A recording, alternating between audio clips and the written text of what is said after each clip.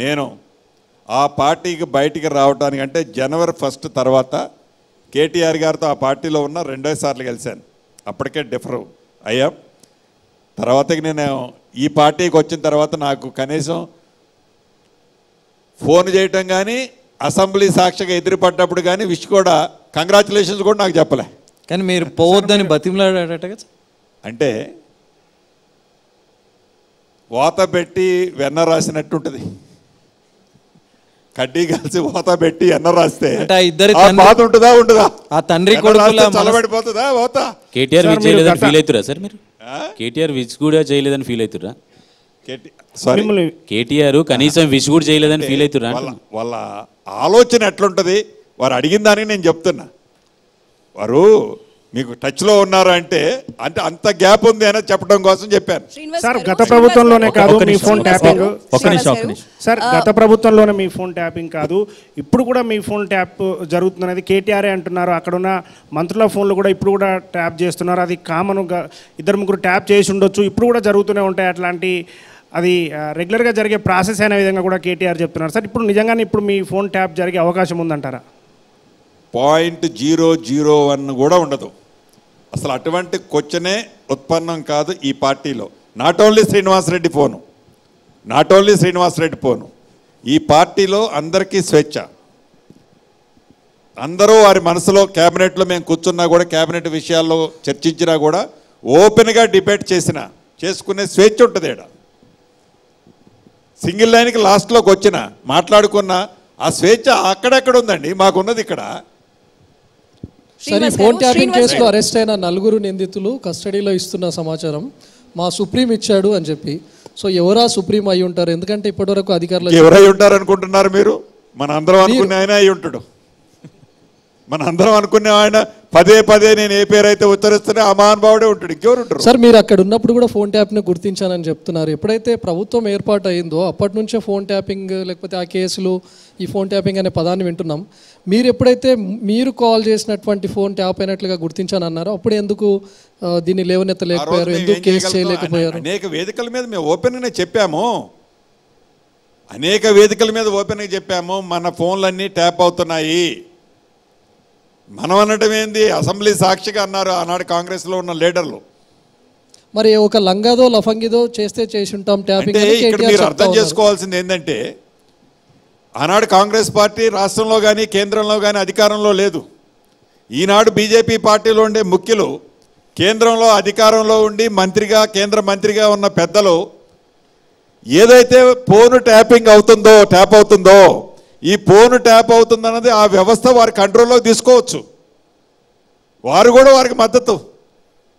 ఏ party B party అన్నది ఒట్టిగా అన్నట్ల Congress party మొదటి నుంచి ఇప్పుడు మేము అనేది కూడా. సార్ ట్యాపింగ్ పైన స్పందించిన కేటీఆర్ 2 వ్యాఖ్యలు చేశారు. సార్ ట్యాపింగ్ పైన స్పందించిన తర్వాత సార్ ఫోన్ ట్యాపింగ్ వచ్చిన తర్వాత 2 రకాలుగా స్పందించారు కేటీఆర్. ఎస్ చేసి ఉంటాం, చేస్తే ఒక లంగదో లఫంగిదో చేసి ఉంటామని.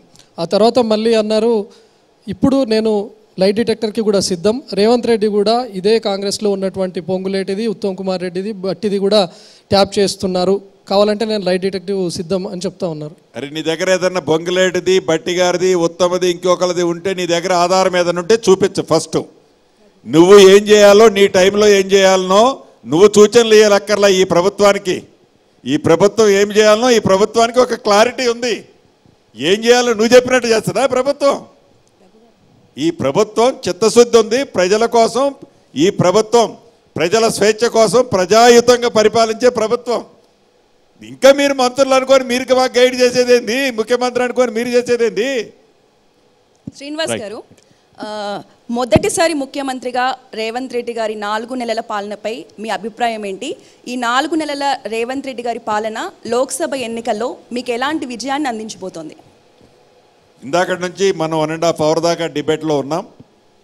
మొదటి నుంచి చెప్తున్నాను, మాటల ప్రభుత్వం కాదు ఇది, చేతల ప్రభుత్వం. మార్పు కావాలని మీరు ఇందిరమ్మ రాజ్యాన్ని ప్రజలు తీసుకొచ్చుకున్న తర్వాత ఈ గడిచిన 120 రోజుల్లో ప్రజలకు ఇచ్చిన మాటలు అన్నీ మేము చేయలేకపోయినా ఎక్కువ సాధ్యమైనని ఎక్కువ చేశాం. ఇచ్చిన ప్రతి మాటని చేయబోతున్నాం. ఏదైతే సాగునీరు విషయంలో తాగునీరు విషయంలో ఇది కాంగ్రెస్ తీసుకొచ్చిందని గ్లోబల్ ప్రచారం చేస్తున్న గత ప్రభుత్వంలో పెద్దలు డిసెంబర్ 9వ తారీఖు తర్వాత ఒక వర్షపు చుక్క పడ్డది లేదు. ఆ పడ్డ వర్షపు చెక్కని ఈ ప్రభుత్వం సముద్రానికి వదిలింది లేదు.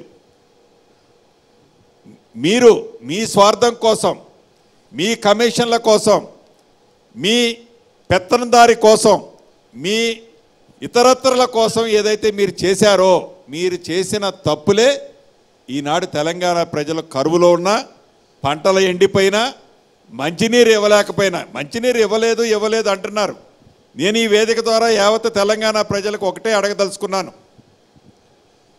రాష్ట్ర విభజన కంటే ముందు ఏ ఊళ్ళోకి ఆ ఊళ్ళో లోకల్ సోర్సెస్ని బట్టి బోరు ద్వారా ఇతరత్ర వాటర్కి సప్లైకి ఓవర్ హెడ్ ట్యాంక్ కట్టి ఆనాడు ప్రభుత్వం, కాంగ్రెస్ ప్రభుత్వం కానీ తెలుగుదేశం ప్రభుత్వం కానీ లోకల్ అరేంజ్మెంట్స్తో నీళ్ళిచ్చింది.